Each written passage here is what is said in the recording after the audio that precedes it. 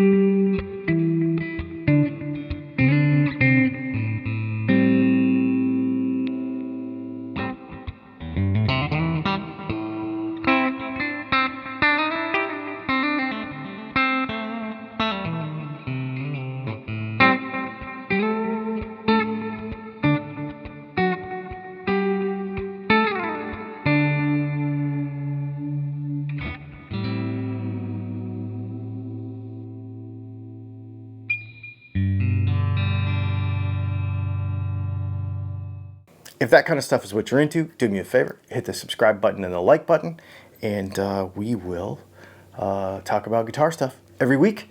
And I hope you like that stuff. Everything we use in the video today will be linked in the description below, including some upgrades that we're gonna do in the next video and some other things. Actually, go check out DylanTalksTone.com as well for all of your pickup needs.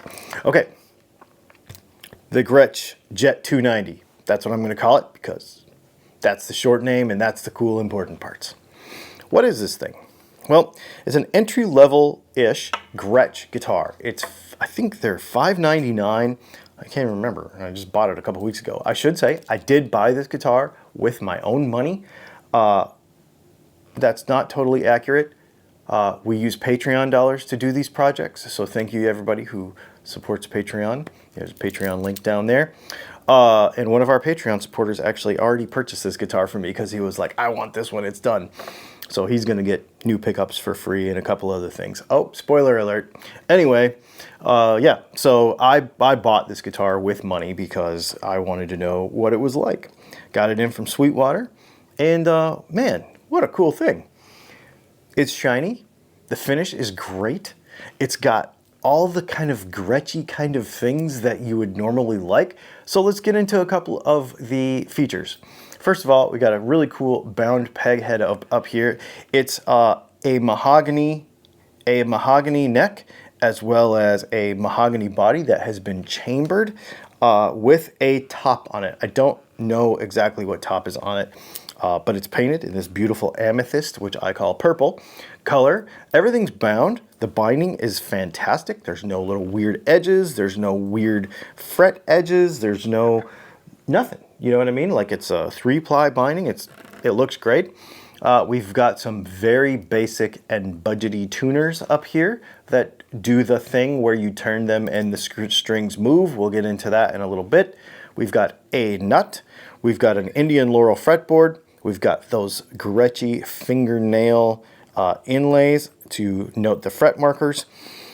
We've got our little Gretsch style screw-on kind of thumb wheel style strap locks. They work really well, actually. What I like about these is you don't have to punch a bigger hole in your strap to use them. Some strap locks, they require like this huge hole in your strap, where this one does not. You can use the regular little hole that comes in the strap lock, but it will still hold on here pretty well, which I really like. Chrome, you know, like all these chrome appointments, really super cool. Obviously the jet P90s that we will discuss here in a few minutes. And these are actual soap bar P90s. They're not some kind of Gretchy weird thing. They're actually real soap bar P90s. So far, anyway. I haven't taken them out of the guitar, but we'll see.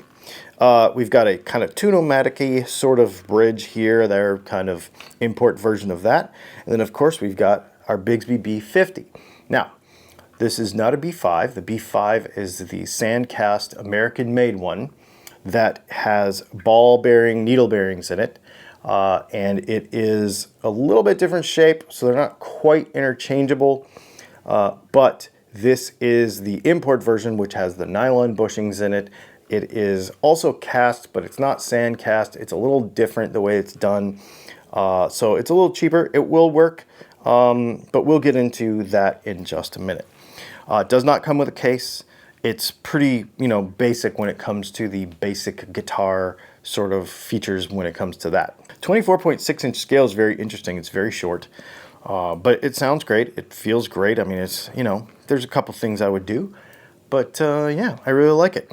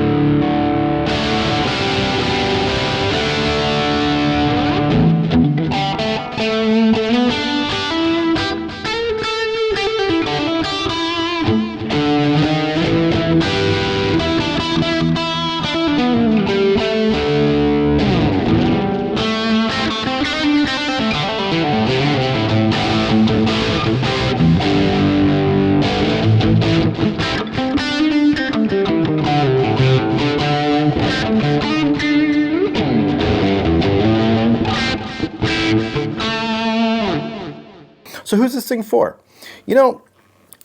If you're stepping your toe into this Gretsch thing, I would recommend getting one of these things. The fit and finish is great. The guitar is great. And if you are a professional player who is going to gig a lot, who is more exacting with their tone, who might need to worry about tuning stability a little bit, this thing does leave a little bit to be desired, but I think we can mod this thing successfully to get it to play really, really well, to sound really, really good, and to stay in tune relatively well, despite the import budget offering of Bigsby version that we have here. So, spoiler alert, those are things that are probably going to come up in some videos to come. Okay. Let's talk about the things I don't like about this guitar. Because it is a budget instrument, for the features that you get, the tuners are good.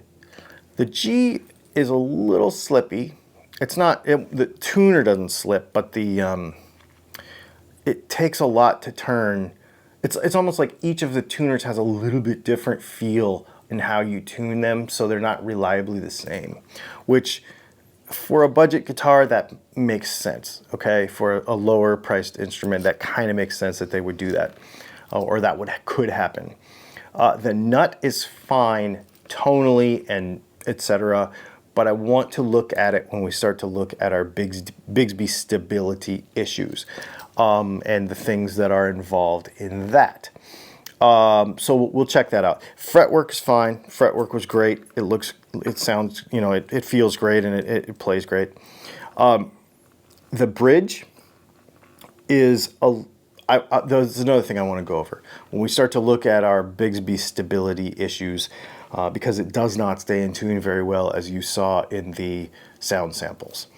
So we want to make sure that the bridge slots are ground properly, and I'm going to try to polish them a little bit, see if we can get them to slip around a little bit more. Obviously, you could put a roller bridge on here, you could do all kinds of things, but to use the parts we have and just some things around the house that you might be able to do with your guitar, we're going to do a video specifically with this instrument on Bigsby setup and stability, okay? Just that by itself. The other thing is a little, and we'll probably throw this into that video too, this drives me nuts. So I might take a little piece of foam or something and take this pickguard off, and we might put a little bumper behind there, because when you're playing it, if you're playing it hard, that thing will rattle against the guitar, which drives me crazy. So we'll do that. Now, tonally, it sounds okay. As with normal budget-ish P90s, they lack a lot of clarity that could be there on top. They lack a little bit of that P90 snarl that I really personally like. You may absolutely love the smoothness and kind of just the, we'll call it smoothness. I personally don't. I like a little more clarity, I like a little more bite, and I like a real P90 to really sound really like a P90. These just sound a little dead to me. So I think what we're going to do is we're going to put, well, I know what we're going to do, is we're going to put a set of custom P90s that I made for this guitar.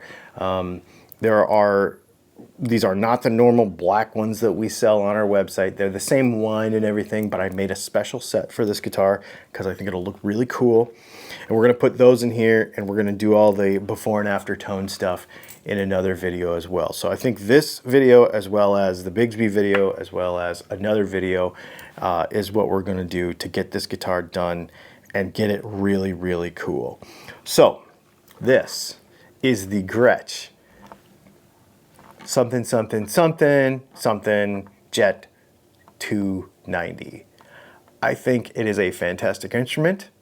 I think it is a great starting point for those that want to have something really, really cool, really unique, and something that not everybody is going to have on your block. You know, this is something a little different. I think it's really cool. It's going to introduce you to a new scale length. It's going to introduce you to a new neck profile, which is really nice. It's a little smaller than normal, like a normal Fender kind of deal. So it will introduce you to some new things. It'll introduce you to some Bigsby land, obviously some P90s on a budget. And yeah, I think this is a great instrument for anybody who might dig it. So, yeah, I guess what we should do is just play some more today. I'm going to do that. I'm going to play some more after I edit this video. And then in the next video, let's get this thing to where it'll stay in tune, because that's probably the most important thing. Please do me a favor, like I said before, hit the subscribe button and the like button. Do all the things that you normally do when you watch YouTube videos. I appreciate you all. We're inching towards 100,000 subscribers. I'd love to get there. That'd be awesome. So I appreciate your help with that. And we will see you in the next video where we get this guitar to stay in tune.